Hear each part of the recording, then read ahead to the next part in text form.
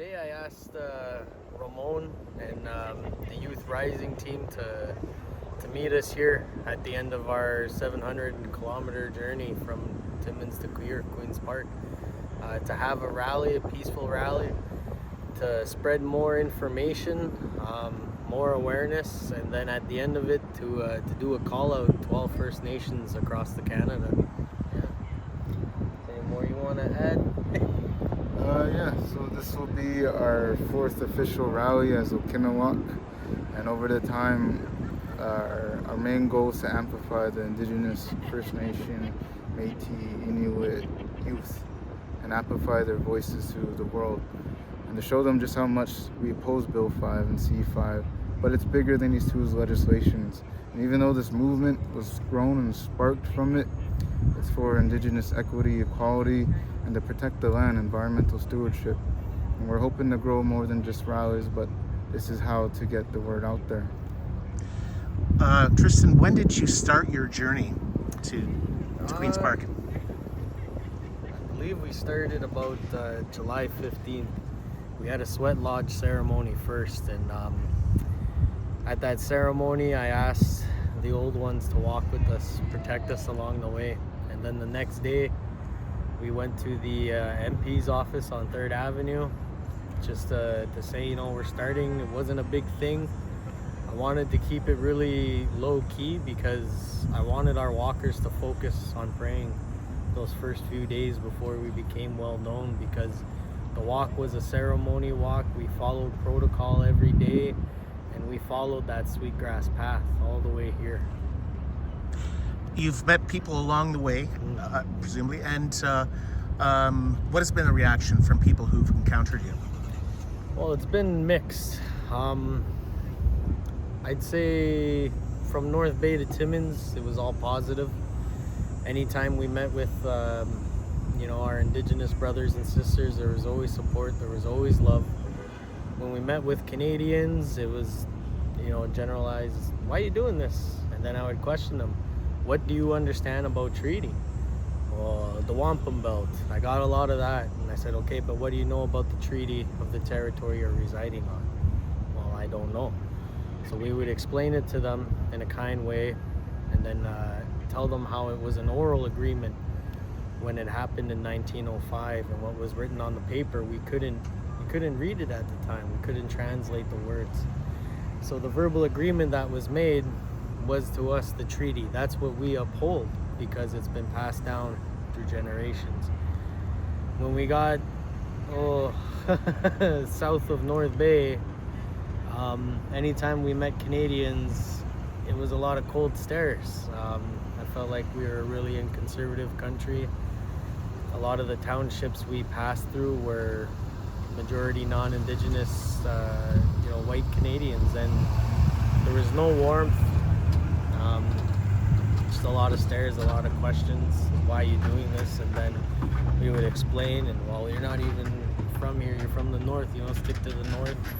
Little things like that, but it didn't deter us because it made us see even more that we have to bring about this education. We have to make sure that the premiers and the prime minister humble themselves and admit that we don't know what these treaties are.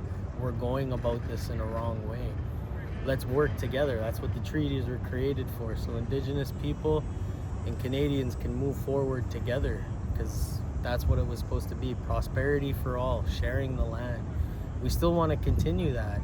We want to bring it back and make this country strong. We want to make it united. Canadians, Indigenous people, Inuit, Métis, everyone. We all have to walk together to strengthen this country. Ramon, this has been a vital concern and issue with youth. Why is that? It's a vital concern because a lot of the youth voice is getting blocked out, and even the little it's channeled through a chief, a political organization, and tailored to whatever needs that they want, whatever deal they want to make, or however they want to go about Bill 5 and C5 with any kind of resource extraction. And you never hear the youth voice from one-to-one, which is exactly why we're holding these rallies, is to make sure that youth voice doesn't have to be channeled through a chief, doesn't have to be channeled through a First Nation or through a council or through a political organization with a lot of these barriers with sharing the youth voice. And growing up and being on the positions I am, I experienced those barriers with sharing my voice and having to keep it cordial with their needs and wants. But with this, the youth get to speak freely. The youth get to say what they want to say without it going through anyone, and exactly as how long they want it. I don't want anyone to ever tell a youth, as people told me, you got 5 minutes. You know what to talk about. Is there I a won't say that sense? to them.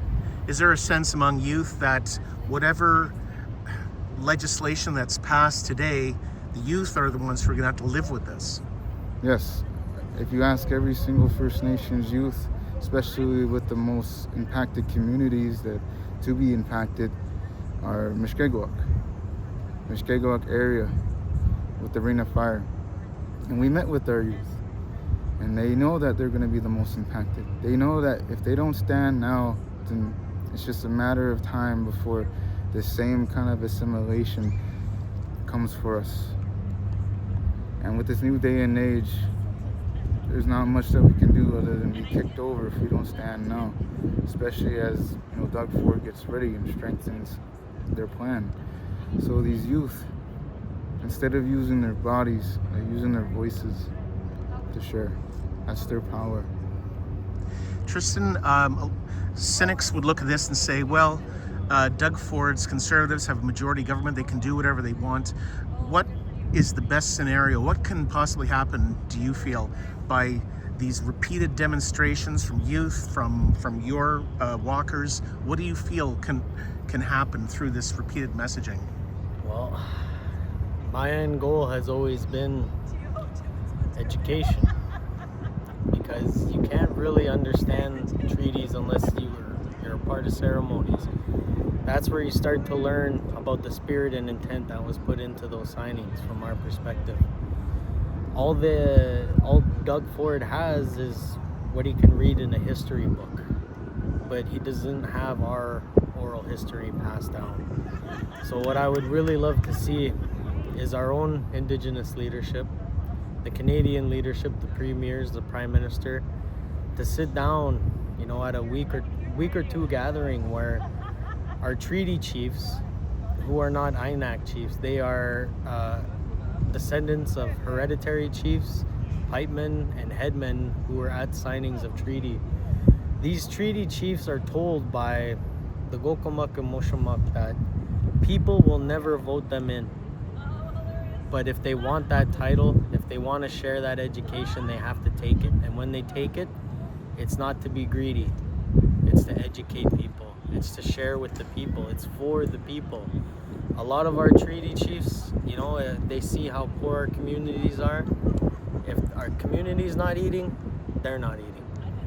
So the whole hope is that we can pass on this education through treaty chiefs so that they can properly educate our leadership and the Canadian leadership.